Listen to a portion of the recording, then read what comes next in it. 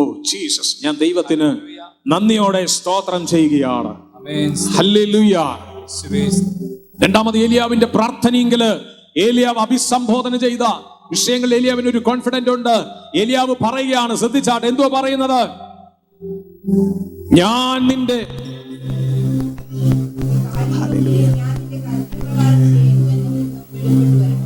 Hallelujah. രണ്ടാമത് താൻ പറയാണ്, നീ ഇസ്രായേലിൽ നീ ദൈവമെന്നും. നോക്കിക്കേ എന്തുവാ പറയുന്നത്? ഇസ്രായേലിൽ 36-ാം വാക്യം മതി. ഇസ്രായേലിൽ നീ ദൈവമെന്നും ഏലിയാവിന് ഉറപ്പുണ്ട്. രണ്ടാമത് ഏലിയാവ് ദൈവത്തെ തന്റെ പരമാധികാരിയായി പ്രഖ്യാപിക്കുകയാണ്. പ്രാർത്ഥനയിൽ ഇതുണ്ടാകണം.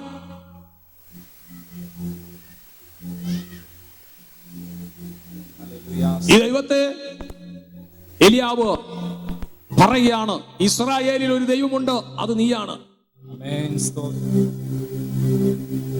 രണ്ടു പക്ഷമില്ല.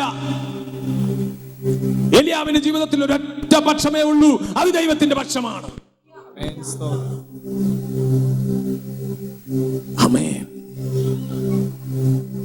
ഏലിയാവിന് ഉറപ്പുണ്ട്. ഏലിയാവ് പറയുകയാണ്, നീ ഇസ്രായേലിൽ ദൈവമെന്നും.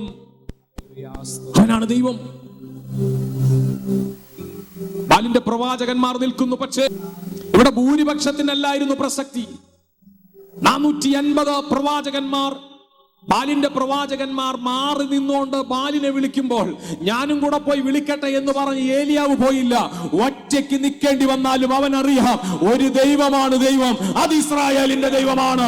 അവനെ വിളിക്കുകയാണ് തീറങ്ങാൻ. വിശ്വസിക്കുന്ന എത്ര പേരുണ്ട്? അവിശ്വാസികളുടെ എണ്ണം എത്രയുണ്ടെന്നല്ല കാര്യം. പ്രാർത്ഥിക്കുന്ന നീ നിന്റെ വീട്ടിൽ തനിച്ചാണേലും, നിന്നോടുകൂടെ പ്രാർത്ഥിക്കുവാൻ ആരുമില്ലേലും, ഈ ദൈവത്തിന്റെ പരമാധികാരത്തെ ഒന്ന് മനസ്സിലാക്കിക്കൊണ്ട് വിശ്വാസത്തോടെ പ്രാർത്ഥിക്കുവാൻ തയ്യാറാകുന്ന പ്രാർത്ഥനാ വീടുകളുടെ നടുവിൽ ദൈവത്തിന്റെ അത്ഭുതം കാണാൻ ഈ ദിവസങ്ങൾ ദൈവപ്രവൃത്തി വെളിപ്പെടാൻ പോകുകയാണ്. ദൈവത്തിൽ മാത്രം ശ്രദ്ധിച്ചു. പരാജയത്തിൻ്റെതായ സാഹചര്യത്തെ അവൻ നോക്കിയില്ല. പരാജയപ്പെട്ട് പ്രാർത്ഥിച്ച് പരാജയപ്പെട്ട ആളുകളെ, ബാലിന്റെ പ്രവാചകന്മാരെ ഏലിയാവ് ശ്രദ്ധിച്ചില്ല. ഏലിയാവ് എല്ലാവരോടും പറഞ്ഞു, എന്റെ അടുക്കൽ വരുവിൻ. ഒറ്റ ശ്രദ്ധ ഏലിയാവിന് സർവശക്തനായ ദൈവത്തിങ്കലേക്ക്.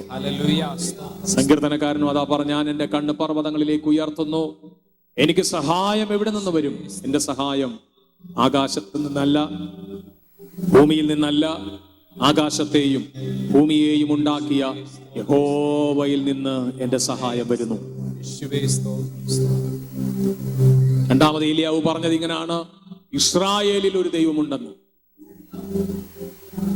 ദൈവം ആരാന്ന് അവന് ബോധ്യമുണ്ട്. ദൈവത്തിന്റെ പരമാധികാരത്തെ അവൻ അഭിസംബോധന ചെയ്ത് പ്രാർത്ഥിച്ചു. എന്നെ കേൾക്കുന്ന പ്രിയമുള്ളവരെ, ദൈവസന്നിധിയിൽ നമുക്ക് നമ്മളെ ഒന്ന് ഏൽപ്പിച്ചു കൊടുക്കാം.